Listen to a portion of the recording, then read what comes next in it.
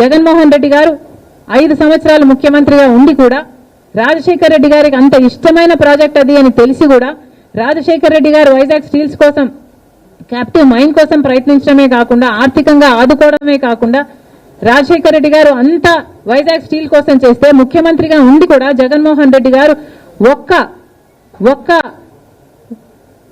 Finger కూడా ఎత్తలేదు వైజాగ్ స్టీల్ని కాపాడడం కోసం. ఎందుకు అని అడుగుతున్నాం. వైజాగ్ స్టీల్ నష్టాలలో ఉందా అన్నట్టుగా ఆ గ్రూపుల ఆర్గనైజేషన్లు వచ్చి మాట్లాడితే అయ్యో నష్టాలలో ఉందా అన్నట్లుగా జగన్మోహన్ రెడ్డి గారు ప్రశ్నించడం జరిగింది.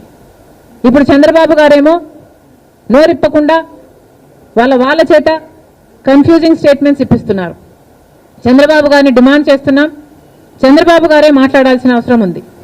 చంద్రబాబు గారే ఢిల్లీలో మీడియా కాన్ఫరెన్స్ పెట్టి ఢిల్లీ పెద్దలు కూటమి అందరూ కలిసి వైజాగ్ స్టీల్ ప్రైవేటైజ్ చేయబోము అన్న కాన్ఫిడెన్స్ అన్న మాట ఆంధ్ర రాష్ట్ర ప్రజలకు చంద్రబాబు గారు చెప్పాల్సిన అవసరం ఉంది.